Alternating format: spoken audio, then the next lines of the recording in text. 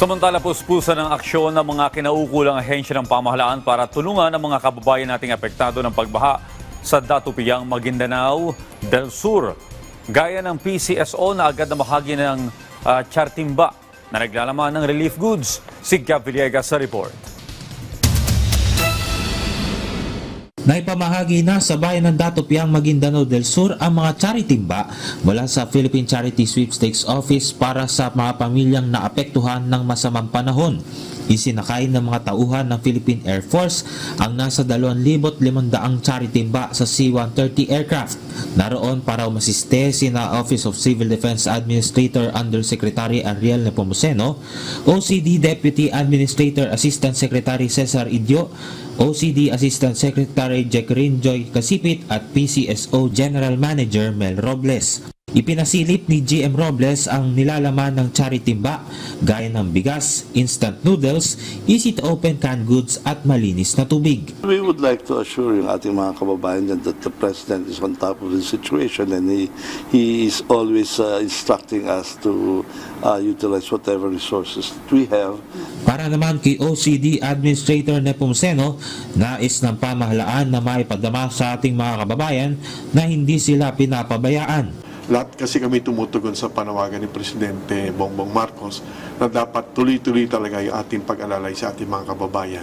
Alas 6 pasado na ng umaga nang makalipad ang C-130 mula Villamor Air Base patungong Cotabato Airport. Matapos ang higit 2 oras sa biyahe, nakalapag ang C-130 sa paliparan. Pagkarating doon ay agad nang isinakay ng mga tauhan ng Philippine Army ang mga charitimba sa mga truck. Mula sa airport ay 2 oras rin ang naging biyahe patungong Datupiyang. Nasa 150 pamilyang nananatili sa Datupiyang Covered Court ang maagang nakatanggap ng charitimba ng PCSO. Isa si Nanay Helen sa mga naapektuhan ng pagbaha na abot dibdib ang taas ng tubig. Mapalad siyang kahit papano may nailigtas na gamit. Wala rin kayo inilagay sa bangka. Inilagay sa bangka. Saan po kayo niya inilipat? Nilipat sa mga yan sa mga kababayan namin na medyo mataas. Sila mo din naman nahirapan sa paglikas dahil sa biglaan ang naging pagbaha sa kanilang bayan. Biglaan kasi yung pagdating ng ng flash flood po. Biglaan kasi yung pagdating ng baha. Bale, ang nangyari sa amin, hindi kami agad nakalikas dahil sa yung mga gamit nga namin is niniligpit pa namin. Hindi namin maiwan-iwan yung mga bahay namin. Alam mo na, yung malilikit yung kamay. Ayon naman sa head ng Datupiyang Municipal Disaster Risk Reduction and Management Office na si Sohara Sapalon, catch basin ang kanilang bayan dahil maraming river systems ang dumadaan sa kanila.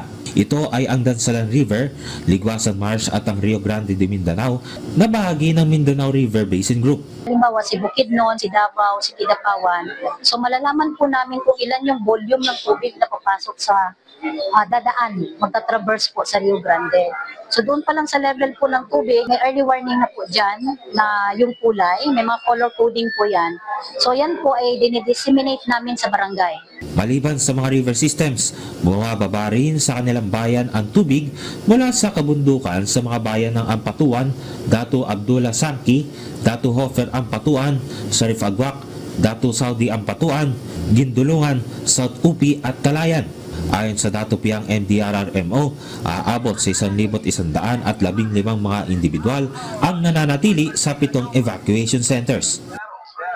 Hiling ngayon ng lokal na pamahalaan ng Datupiyang sa national government na mabigyan ng livelihood assistance ang kanilang mga residente. Ito ay para maibangon nila ang kanilang mga kabuhayan na nasira dahil sa pagbaha. Mula rito sa Maguindanao del Sur, Gab Villegas para sa Pambansang TV sa Bagong Pilipinas.